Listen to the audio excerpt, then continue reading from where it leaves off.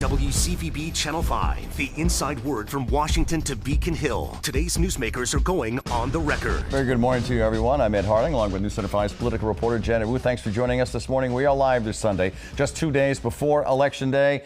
Now, I want to be perfectly transparent right now. It was our intent to bring you both candidates in the closely watched Massachusetts race for U.S. Senate. Senator Elizabeth Warren's campaign informed us late during the week, begged off, citing weekend scheduling conflicts. We do have Senator Warren's Republican challenger, Geoff Diehl. He is live with us right now. He is in Hanover at a local diner called, what's the name of the diner, Mr. Diehl? What's the name of the diner?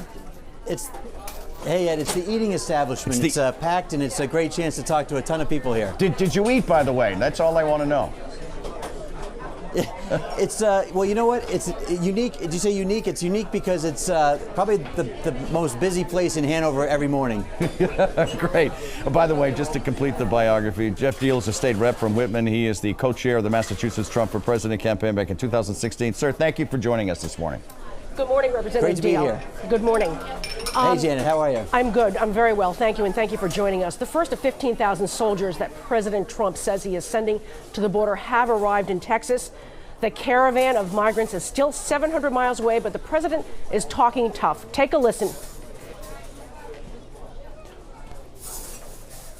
Anybody throwing stones, rocks, like they did to Mexico and the Mexican military, Mexican police, where they badly hurt police and soldiers of Mexico, we will consider that a firearm. Now, he's since walked that back, saying rock throwing will lead to arrest, but with a price tag of $200 million, that's the estimate, and the caravan still weeks away. Do you think this would be happening right now if the election wasn't 2 days away?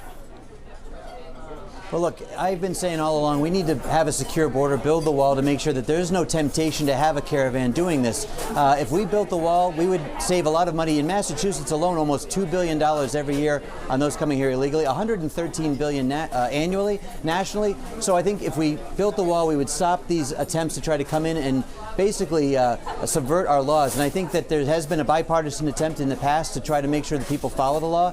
We need to reaffirm that. And with Elizabeth Warren, my opponent, for open borders and getting rid of ICE, you're basically encouraging these kind of caravans from coming into our country and, again, subverting our laws. But the question is, do you think he would be doing this when the migrants are so far away if it was not Election Day on Tuesday? I'm sorry, can you say it again? I said, do you think he would be doing this right now if the election was not on Tuesday?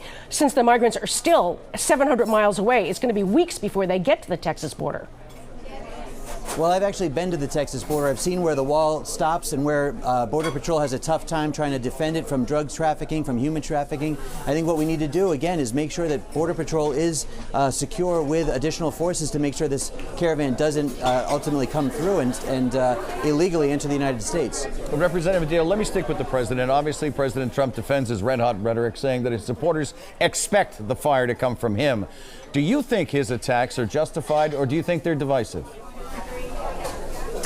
I'm sorry, Ed, I apologize. Can you say that again? Well, the president defends his red-hot rhetoric by saying that his supporters expect that red-hot rhetoric. Do you think that his attacks are justified, or do you think they're divisive? Well, I think the president, obviously, in responding to the caravan, is trying to make sure that, he emphasizes how important protecting our border is. Generally speaking, though, if you're talking about rhetoric down in Washington, D.C., again, my opponent is one of the most divisive voices down there when it comes to villainizing Republicans when they were trying to fix health care.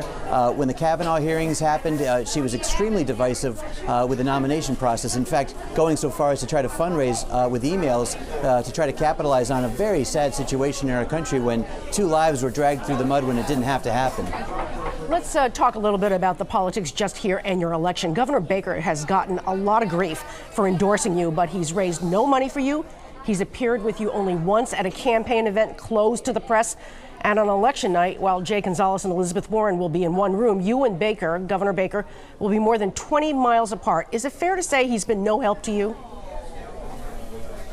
Well, look, first of all, we don't have to be on the same stage to be on the same page with the governor. We've supported each other in the past on previous elections, worked together on the gas tax ballot question, and of course legislation on Beacon Hill we've supported together.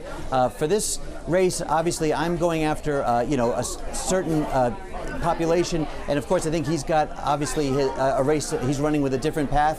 So I think both of us are really targeting different ways of running the campaign. That's all there is to it. Let me talk about Columbia Gas now, Representative Deal. Thousands of Columbia Gas customers are still without heat and hot water, and the company is now being criminally investigated following the Merrimack Valley explosions. All of this as we move close to Thanksgiving. Could Governor Baker's DPU have done a better job of regulating the utility before it happened? Well, look, I think whether it's the state or even FERC, the federal agency that oversees energy, I think that there should have been more oversight. And I'll tell you what, the workers, the National Grid workers that were striking, told us a long time ago there was not just contract issues, but safety issues with gas lines. And unfortunately, the Columbia gas lines ended up, proving that to be true. I think the governor did a good job of trying to get Eversource in to do an immediate reclamation, and I think the additional work that Columbia Gas has been doing is trying to work around the clock. Obviously, it's not fast enough because people are clearly still not back in their homes, and there's a concern about the winter coming with heat.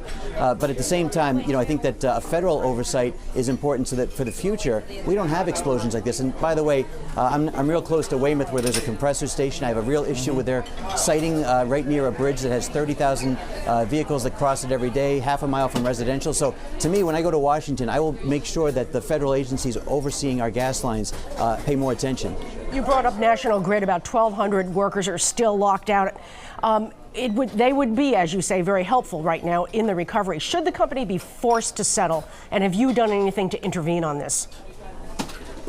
Well, first of all, what a bad situation where a company gets a tax break, they have record profits, and they end up locking out their workers and taking them off health care. It should never have happened. In my opinion, they need to get in a room and work this out now. Those workers are out there with the holidays coming, and obviously with the weather coming, those people are on dwindling income, and we need to make sure they're back working at a time when that company can afford to pay them, and certainly should be paying them more. Have you done anything to try to help this along?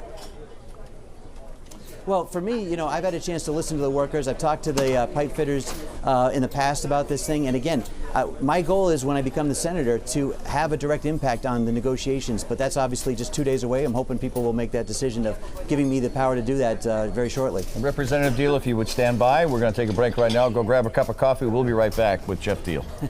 Sounds good.